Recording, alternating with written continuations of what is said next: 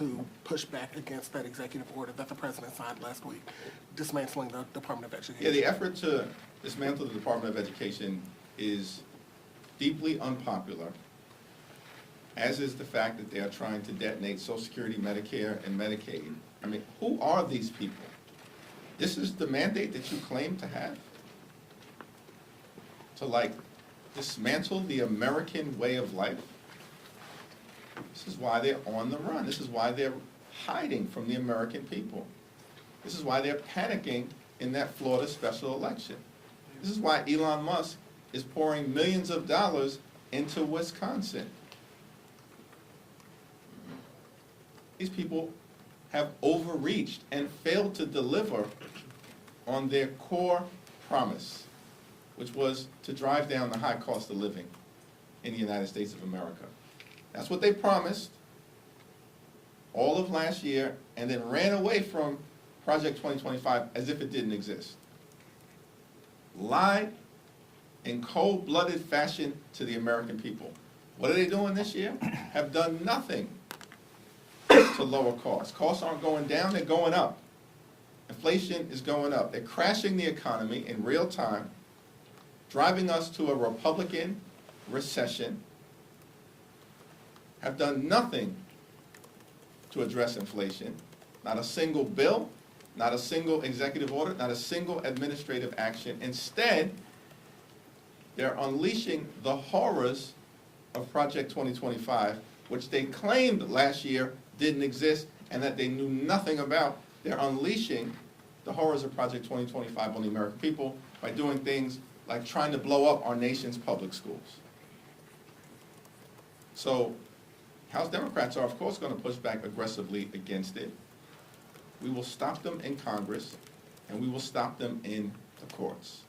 Department of Education was created by an act of Congress. A wannabe king cannot unravel it. The only way to unravel the Department of Education is through the Congress. Let's be clear, they don't have the votes to do it. It's not happening in the Congress. And it's going to get stopped in the courts.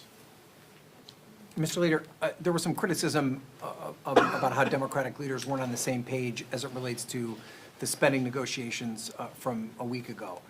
You're talking about standing up, preventing Medicaid cuts during these budget negotiations going forward. How can you assure your supporters that leaders are now on the same page? And I don't mean just within the House, but in the Senate as well. Well, the House was incredibly unified, and we will remain unified in opposition to pushing back against the effort to jam the largest cut to Medicaid in American history down the throats of the American people. Every single House Democrat voted against the reckless Republican budget at the end of February. Every single House Democrat. In fact, every single Senate Democrat voted against the Senate budget resolution. So I'm very confident that we will continue to be on the same page because we have been on the same page as it relates to this issue. Leader Jeffries, just to follow up on the Signal chat, Representative Chrissy Houlihan sent a letter to you as well as Speaker Johnson calling for further training of members on handling classified documents and information. That wasn't included in the rules package for this Congress. Is that something you support, and do you think that there are issues within the House when it comes to members handling classified information? Haven't had an opportunity to take a look at Representative Houlihan's letter, but we are going to hear from Ranking Member Jim Himes tomorrow, and I look forward to that presentation before the House Democratic Caucus. Thank you, Leader Jeffries. On the subject of Medicaid, you say that the House Democrats are unified on opposing the Republicans' plans, but as you know, for a reconciliation bill in both chambers, you only need a simple majority, and Republicans are in that majority. So how can you tell people who are skeptical, who perhaps agree with you that your strategy is going to be effective? What tangible steps do you have to actually thwart this agenda, if any? At the end of the day, we only need 3 House Republicans to do the right thing and protect the health care of their very own constituents. And there are dozens of House Republicans who know the right thing to do is to vote against this effort to jam the largest Medicaid cut in our nation's history down the throats of the American people. They know it. This is why House Republicans are refusing to engage with their constituents. They are running away from their constituents. They are refusing to hold town hall meetings all across the country. And so it's going to be incredibly important for the citizenry in every single district to make their voices heard as it relates to Republicans and make clear, keep your hands off our health care. In the same way that everyday Americans were able to do that in 2017 during the fight to protect the Affordable Care Act. I would note, despite this claim that is so entirely baseless about some massive mandate,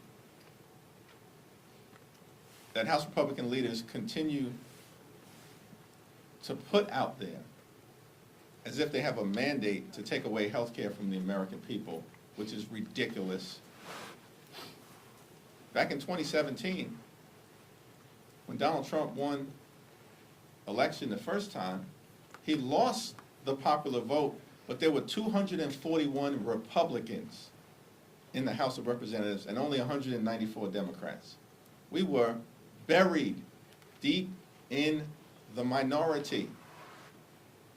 And yet the American people rose up. And as a result, in the House and then subsequently in the Senate, buried deep in the minority, we stopped them from repealing the Affordable Care Act, even though they had massive numbers available to them at the time. In 2024, Donald Trump wins the popular vote, does better in every single state in America than he had previously done, and yet he comes to Congress, and at full strength there are 220 Republicans, maybe, and 215 Democrats. That's the smallest majority that any party has held since the Great Depression. And so on any given vote, by the time this comes to the floor, a few weeks, but more likely a few months from now, because Republicans can't get their act together on how extreme they want to be at this moment, it only takes 3 Republicans to do the right thing. That's a very different situation than the country found itself in 2017, and yet we were successful then. And as long as the American people show up and stand up and speak up for what we all know is right, we can be successful once more. Thank you, Leader Jeffries. Rep. AOC drew some large crowds on the trail this past week, stumping out west with Senator Sanders. Is it wise to elevate her as a party messenger? And to what extent are you concerned that she could become a prominent boogeyman for the GOP ahead of 2026? She's already a prominent member of the House Democratic Caucus, and I expect that will continue. On community project funding, obviously the recently passed continuing resolution didn't include any for the fiscal year 2025. I'm wondering if you can speak to A, what the impact of that is in your district and other districts, and B, how you and your members are going to approach the loss of that funding going forward. Will you be re-requesting for 2026? The absence of community project funding is another example of Republicans making the decision to hand over the power of the purse to Donald Trump, Elon Musk, and the administration. It's obviously a decision that we are strongly opposed to, as evidenced by our strong opposition to the reckless Republican spending bill for reasons that related to veterans' benefits, health care, cuts and cuts to nutritional assistance to children and families, as well as housing support all across America. Moving forward,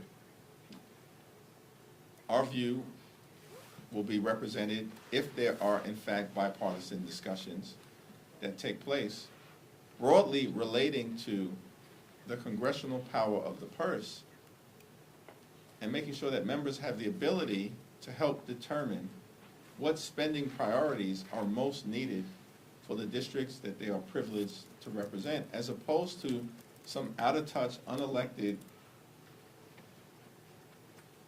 billionaire puppet master making decisions on behalf of everyday Americans throughout this country. Last question. One of the more tenured members of your caucus is facing a primary challenge. There have obviously been a lot of other discussions around the country about, progressive activists, grassroots activists primarying members that they don't think are taking a hard enough tack against President Trump or have simply been in office too long. Are you concerned at all about incumbents getting ousted this cycle, and what specific steps are you taking to I'm prevent not familiar with who you're talking about. that? Congressman Schakowsky is facing a challenge from Kat Abu-Ghazala. She's a longstanding member, obviously a longstanding stalwart progressive member. I'm unfamiliar with this particular challenge, so I can't comment on it beyond having a conversation with Jan at some point. There's a lot of energy, a lot of angst, a lot of anxiety, of course, across the country as it relates to the parade of horribles that Donald Trump has been unleashing on the American people. Our focus is going to be stop bad things from happening to the American people. And there'll be a time and place where the politics will take care of itself. Thanks, everyone. Thank you. Thank you.